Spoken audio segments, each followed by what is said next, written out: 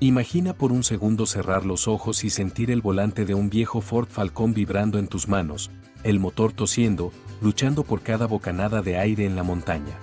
Imagina una carretera tan peligrosa, tan hija de la misma sierra, que los choferes se persignaban 3 veces antes de poner primera. No una, ni dos, 3.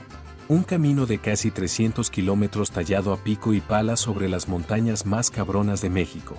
Un lugar donde la niebla no llegaba, te tragaba entero sin pedir permiso, y donde un solo parpadeo, un estornudo, un segundo de distracción, significaba caer cientos de metros a un abismo del que, te lo juro, nadie regresaba.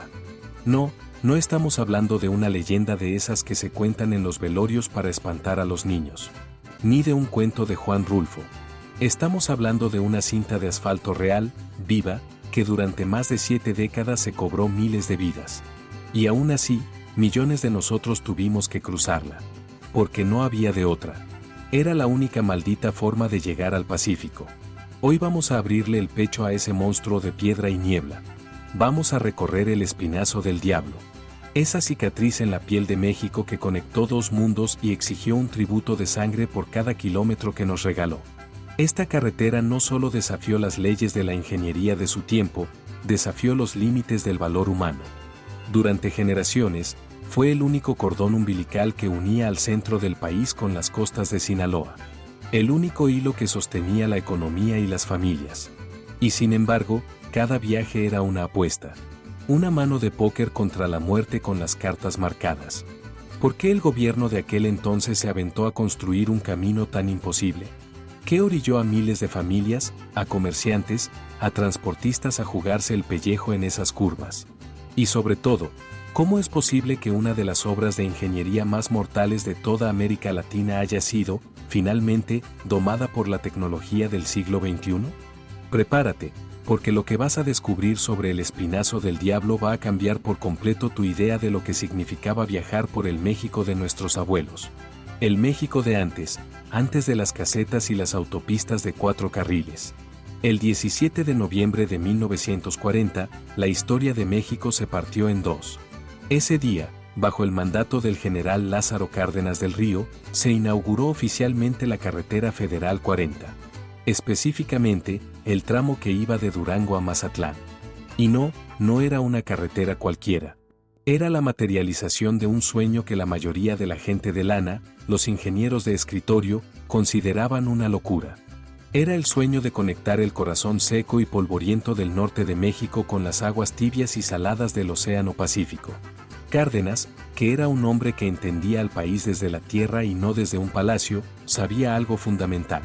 Un país dividido por montañas es un país roto en su alma. Un país fragmentado. Y México tenía regiones enteras que vivían como islas, aisladas del resto de la nación. ¿Te imaginas? Durango era una de esas islas, rica en bosques que parecían no tener fin, en minerales que brillaban en sus entrañas, en tierras fértiles, pero atrapada, encerrada detrás de una muralla de piedra y niebla que la separaba del mar. El programa de integración nacional de Cárdenas era justo eso, un plan para tejer con asfalto y pura voluntad las partes sueltas de un país gigantesco. Y esta carretera, la Durango-Mazatlán, era una de las piezas más cabronas y ambiciosas de ese rompecabezas. Los ingenieros de la época, con sus teodolitos y sus cálculos a mano, sabían que no iba a ser un día de campo. La Sierra Madre Occidental no es una serranía cualquiera, no perdona errores. Pero ni el más pesimista de ellos imaginó que esa obra de progreso, ese símbolo de modernidad, se convertiría en una trampa mortal que duraría más de 70 años. Ese día de la inauguración, claro que hubo discursos. Hubo bandas de música tocando corridos, hubo aplausos y sombreros al aire. Hubo esperanza. Se sentía en el ambiente, te lo juro. Los duranguenses por fin podían soñar con llevar a sus hijos a conocer el mar sin tener que dar un rodeo de días enteros por el sur o por el norte. Si quieres ayudar a que el viejo México no se olvide, suscríbete. Los comerciantes de Mazatlán, con su olfato para los negocios, ya se frotaban las manos. Un mercado nuevo, virgen, se abría para ellos del otro lado de la sierra. Los madereros, la gente de El Salto, ya imaginaban sus camiones Dina, repletos de troncos, bajando rechinando los frenos hacia el puerto. Pero nadie nadie habló de los muertos que vendrían. Nadie mencionó que esa serpiente de asfalto se iba a ganar el apodo más siniestro de todas las carreteras mexicanas. Ese día de 1940, solo había celebración. La tragedia, esa vendría después. Curva por curva. Precipicio por precipicio. No, no le dicen el espinazo del diablo por ocurrencia. No es un apodo para vender postales a los gringos ni una exageración de la gente de rancho. Es la descripción más brutal y perfecta de lo que ves cuando estás allá arriba. Cuando la tienes de frente. Imagínate que vas en una avioneta de esas que se sacuden con el viento, sobrevolando la Sierra Madre Occidental. Abajo de ti no hay más que un mar infinito de pinos y encinos. Montañas que se amontonan unas sobre otras como olas verdes, congeladas en el tiempo. Y de pronto, la ves. Una línea gris, delgada, casi insignificante, que no sigue ninguna lógica. Sube, baja, se retuerce sobre sí misma como si estuviera viva. Como si fuera la columna vertebral de una bestia prehistórica, gigantesca, enterrada bajo las montañas. Eso, exactamente eso, es lo que vieron los primeros pilotos que se atrevieron a cruzar por ahí. Desde el cielo, la carretera parece el espinazo de un monstruo. Y no cualquier monstruo, uno salido del mismo infierno. Las curvas son las vértebras, una tras otra. Los precipicios a los lados son las costillas rotas que se asoman hacia el vacío. Y el camino entero parece convulsionar con una intención perversa, como si quisiera sacudirse de encima a los pobres diablos que se atreven a recorrerlo. Los lugareños, la gente de la sierra que conoce los secretos del viento y las piedras, adoptaron el nombre al instante. Para ellos tenía todo el sentido del mundo. Cualquiera que hubiera intentado cruzar esa sierra a pie, o en mula, sabía que en esas montañas habitaba algo más. Algo antiguo y peligroso. La niebla que nacía de la nada. Los arroyos que se convertían en ríos salvajes en minutos. Los sonidos extraños que hacía el viento al silbar entre las rocas. El espinazo del diablo no era solo un nombre. Era una advertencia. Para que te des una idea de la bestia de la que estamos hablando, hay que ponerle números. El tramo completo, de Durango a Mazatlán, son entre 280 y 320 kilómetros, según la época y el trazo exacto que tomaras. 300 kilómetros que atraviesan de lado a lado la Sierra Madre Occidental. Hoy, 300 kilómetros no suenan a mucho, ¿verdad? En una autopista moderna te los avientas en menos de 3 horas, con el aire acondicionado puesto y escuchando a los tigres del norte. Pero esto era otro México. El espinazo del diablo era un camino angosto, en muchos tramos de un solo carril, tallado a punta de dinamita sobre la roca viva. Eran 300 kilómetros de subidas que hacían hervir los radiadores, de bajadas que te dejaban sin frenos. De curvas que parecían diseñadas por un loco y de vistas que te quitaban el aliento, a veces por su belleza, y casi siempre por el puro terror que provocaban. La Sierra Madre Occidental es esa cicatriz que recorre todo el oeste de México. Es una barrera natural de proporciones bíblicas. Sus picos se elevan a más de 3.000 metros. Sus cañones, como las barrancas del cobre, son tan profundos que hay comunidades que vivieron siglos sin saber que existía el resto del mundo. Atravesar esta muralla con una carretera en 1940 fue un acto de soberbia, de una audacia casi suicida. Los ingenieros de Cárdenas no tenían GPS ni computadoras. No tenían esas máquinas gigantes que hoy mueven cerros como si fueran de arena. Tenían dinamita. Tenían picos, palas, y tenían a cientos de hombres, de campesinos, de trabajadores, dispuestos a jugarse la vida por un salario de miseria. Cada metro del espinazo del diablo fue conquistado con sangre y sudor. Y cada metro, te lo juro, cobraría su cuota de sangre en las décadas que siguieron. Aquí es donde la cosa se pone color de hormiga. El espinazo del diablo tiene más de 600 curvas a lo largo de su recorrido. Léelo de nuevo, 600. Piénsalo un momento. Eso es, en promedio, una curva cada 500 metros. Pero no estaban repartidas parejito, no. Había tramos, los peores, donde podías encontrar 10 o 15 curvas seguidas en menos de 1 kilómetro. Una pegada a la otra. Y no eran curvitas de esas que tomas sin broncas. Muchas eran cerradísimas, en ángulos de casi 180 grados. Las famosas curvas en herradura. ¿Sabes cuáles son? Esas en las que entras viendo hacia el norte y sales viendo hacia el sur.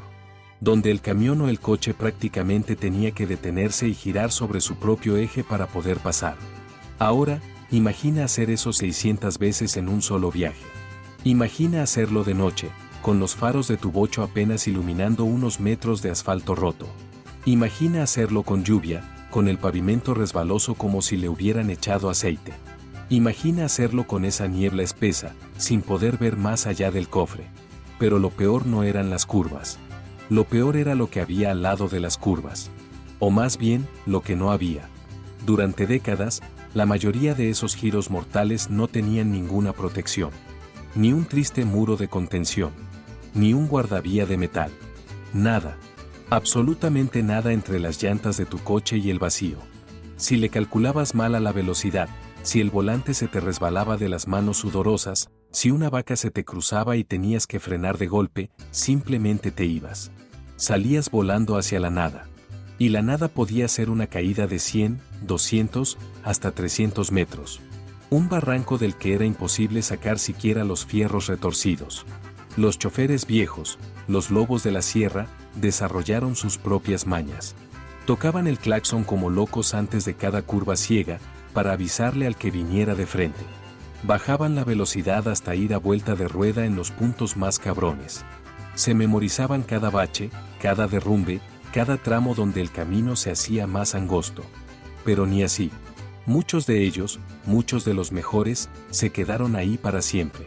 Y por si las curvas y los precipicios no fueran suficientes, estaba la altitud. El espinazo del diablo no solo era peligroso a lo ancho, también a lo alto. El punto más elevado del recorrido llega casi a los 2.800 metros sobre el nivel del mar. Casi 3 kilómetros hacia el cielo. Para que te des una idea, es más alto que la mayoría de las montañas de la Sierra de Madrid en España. Es una altitud donde el aire ya se siente diferente, más delgado. Donde a los motores de los coches viejos, los de carburador, les faltaba oxígeno y perdían potencia. Se asonzaban, decían los mecánicos. Pero el problema no era solo para las máquinas, era para la gente. A 2.800 metros, el clima es un traidor. Podías empezar a subir en Durango con un sol que rajaba las piedras, y 2 horas después, en la cumbre, estar en medio de una tormenta de granizo. El cambio de temperatura era una salvajada.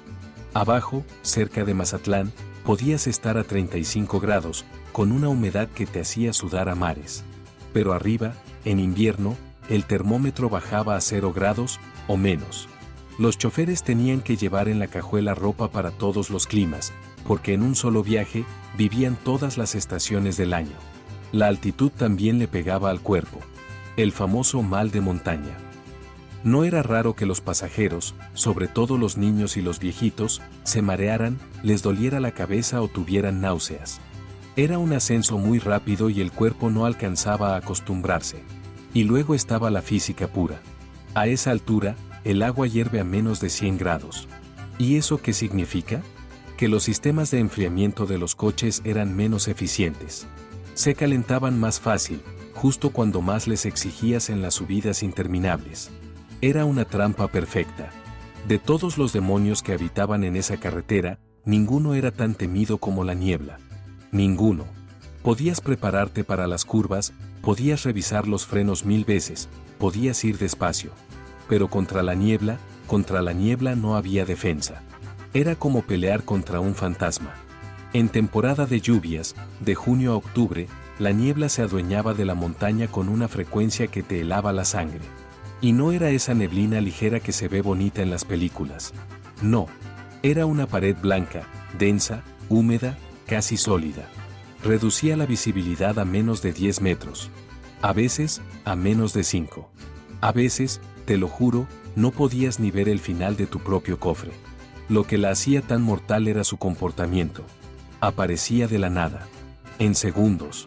Un trailero podía ir manejando con el cielo despejado, y al dar una vuelta, de pronto, ¡pum!, se encontraba sumergido en una leche espesa donde no se distinguía el camino del precipicio. Los accidentes en la niebla eran los peores. Los más espantosos. Coches que chocaban de frente porque ninguno de los dos conductores vio al otro hasta que lo tuvo encima. Autobuses que se salían del camino porque el chofer perdía toda referencia y creía que el volante seguía derecho. Caravanas enteras que se paraban en medio de la nada, y el que venía atrás, sin verlos, los embestía. La gente de la sierra, los que nacieron y crecieron ahí, desarrollaron un sexto sentido. Olían la humedad en el aire, veían cómo se formaban las nubes en los valles. Pero ni ellos se salvaban siempre. Hasta el más experto le tenía un pavor reverencial. La niebla del espinazo no era clima. Era una entidad. Una bestia blanca que salía a cazar. ¿Cuánta gente murió en el espinazo del diablo? Esa es la pregunta del millón. Y la neta, nadie tiene la respuesta exacta. No existe un registro oficial, una cuenta clara de todas las almas que se cobró esa carretera. Las cifras que se oyen por ahí van desde cientos hasta miles. La verdad es que la cifra real nunca se va a saber.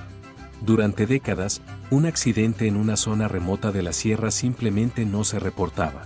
Un coche que caía a un barranco de 200 metros, sus restos no se encontraban hasta meses o años después, si es que se encontraban. Un conductor solitario que desaparecía, su familia se quedaba sin saber qué había pasado. La carretera se ganó sus apodos a pulso. La carretera de la muerte. El camino sin retorno. La última curva. Cada apodo era un eco de la realidad que todos conocían, pero que nadie quería decir en voz alta. Viajar por el espinazo era jugar a la ruleta rusa. La mayoría de las veces, pasabas. Pero de vez en cuando, con una frecuencia que te revolvía el estómago, la bala salía. Las familias de las víctimas, con un dolor inmenso, empezaron a poner cruces a la orilla del camino. Pequeñas cruces de madera, a veces de metal, pintadas de blanco. Marcaban el punto exacto donde alguien había dado su último suspiro. Con los años, algunos tramos se convirtieron en verdaderos cementerios. Decenas de cruces amontonadas en una sola curva. Flores de plástico que el sol desteñía. Nombres que el tiempo iba borrando. Cada cruz era una historia rota. Un padre que no llegó a casa. Una familia que iba de vacaciones. Un trailero que llevaba su carga. Todos con sueños. Todos silenciados por una curva, un freno, una niebla. Antes de la autopista nueva, el viaje de Durango a Mazatlán era una odisea. Una aventura que te consumía el día entero. Si te iba bien, muy bien, con el cielo despejado, sin tráfico y con un coche nuevo, el viaje te tomaba entre 6 y 8 horas. Para recorrer menos de 300 kilómetros. Haz la cuenta, es un promedio de menos de 40 kilómetros por hora. Pero esas condiciones perfectas eran un milagro. La mayoría de los viajes duraban más. Mucho más. Si llovía, échale 10 o 12 horas. Si había niebla de la buena, muchos conductores preferían orillarse y esperar. Eso podía significar pasar la noche en el coche, en medio de la nada. Para los camiones de carga, la cosa era peor. Esos monstruos pesados, cargados con toneladas de madera o de tomate, subían las pendientes a paso de tortuga. Literalmente. Podías bajarte del camión, caminar a un lado fumándote un cigarro, y volverte a subir sin que se te fuera. En las bajadas, los frenos se calentaban tanto que echaban humo. Los choferes tenían que pararse cada ciertos kilómetros a echarles agua para enfriarlos. ¿Te imaginas el estrés? Los autobuses de pasajeros eran otro mundo.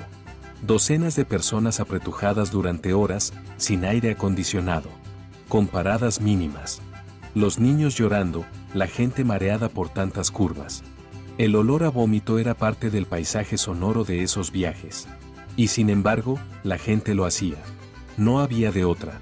Era la única forma. La única. La lentitud era la ley. En los pocos tramos rectos, si es que se les puede llamar así, ibas a 30 o 40 kilómetros por hora. Menos que un ciclista en una competencia.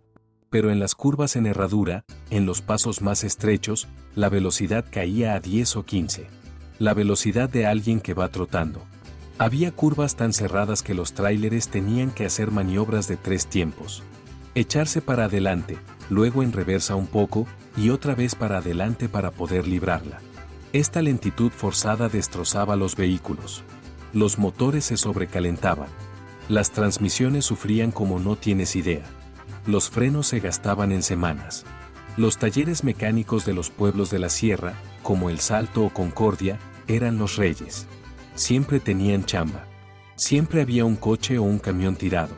Conocían cada maña de cada motor y siempre tenían las refacciones listas. Quizás lo más aterrador del Espinazo era lo que no estaba ahí.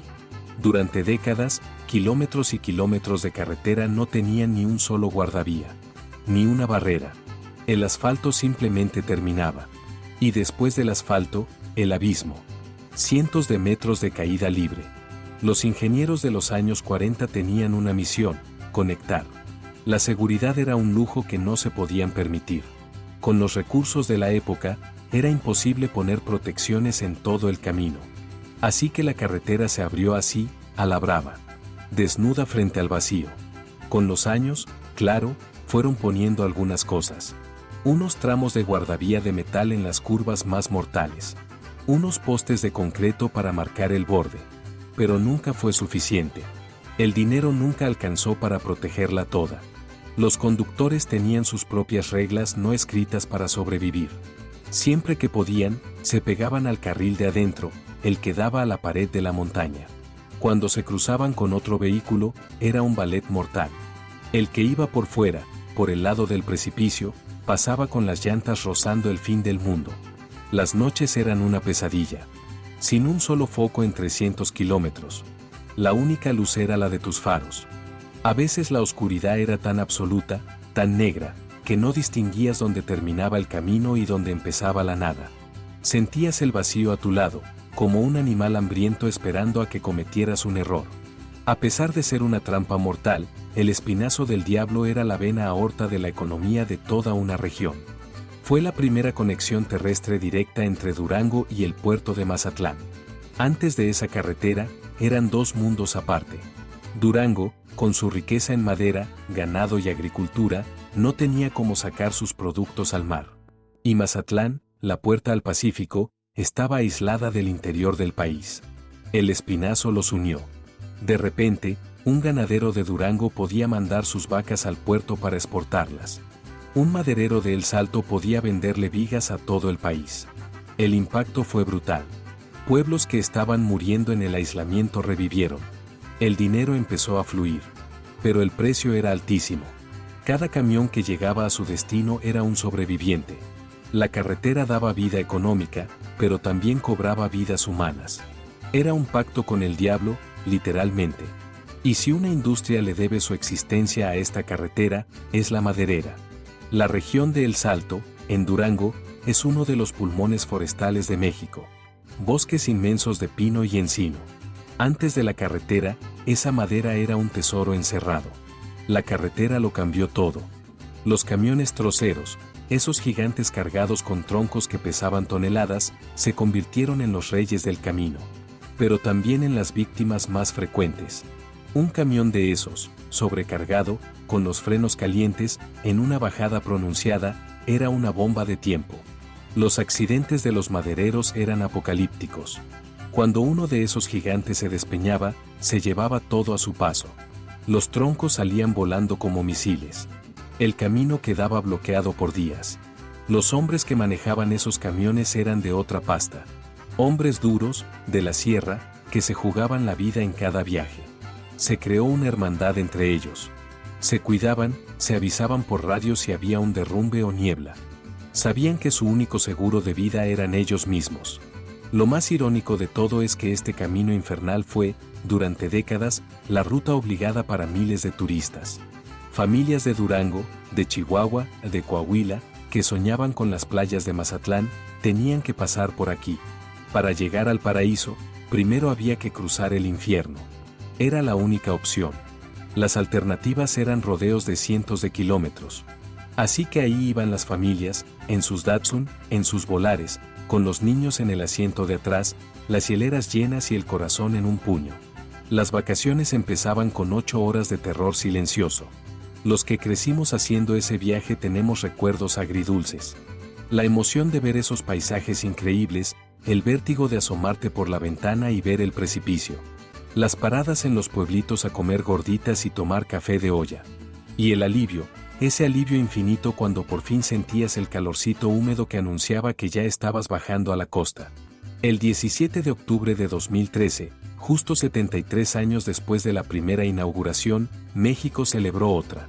Se abrió al tráfico la nueva autopista Durango-Mazatlán. Una obra que a los ingenieros de 1940 les habría parecido brujería. La nueva autopista no seguía a la montaña, la perforaba. Donde antes había curvas, ahora había túneles. Donde antes había barrancos, ahora había puentes monumentales que saltaban sobre el vacío. El viaje de 8 horas se convirtió en un viaje de 2 horas y media. El monstruo había sido encadenado. Ese día hubo discursos y música, como 73 años antes. Pero esta vez, la esperanza era distinta. Era la esperanza de que las familias dejaran de morir en el camino. Para los que perdieron a alguien en el Espinazo, fue un día de alegría y tristeza. Alegría por el futuro.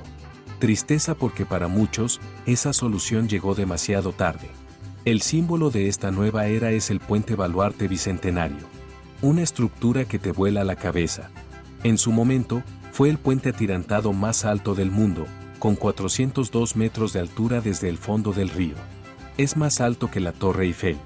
Cuando lo cruzas, a veces las nubes están debajo de ti. Es una obra de ingeniería que parece desafiar a la gravedad y a la propia sierra. Es el testamento de que el ingenio humano, al final, pudo domar a la bestia. Construirlo fue una hazaña. Trabajadores colgados a cientos de metros de altura, en uno de los lugares más salvajes de México. El Puente Baluarte entró al libro de los récords Guinness. Un orgullo para la ingeniería mexicana. Y aunque la autopista costó una fortuna y generó mucha polémica, lo que es un hecho es que cambió la vida de la región para siempre. El viejo Espinazo del Diablo sigue ahí. No lo destruyeron.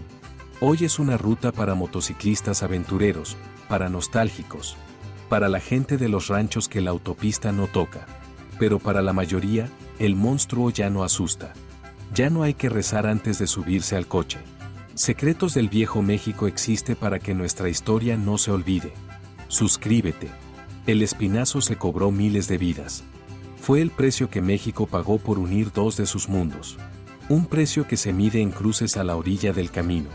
Pero también fue el camino que le permitió a generaciones enteras conocer el mar, que sacó a pueblos de la pobreza. Fue nuestro monstruo. Y ahora, domesticado, sigue ahí, recordándonos el valor y el miedo de una época que ya no volverá. Ahora te pregunto a ti. ¿Alguna vez cruzaste el Espinazo del Diablo por la carretera vieja? ¿Te acuerdas de ese miedo en el estómago, de la niebla, del alivio al llegar? Cuéntame tu historia en los comentarios. Y si nunca lo hiciste, ¿te atreverías a recorrerlo hoy, solo para saber qué se sentía? Te leo aquí abajo.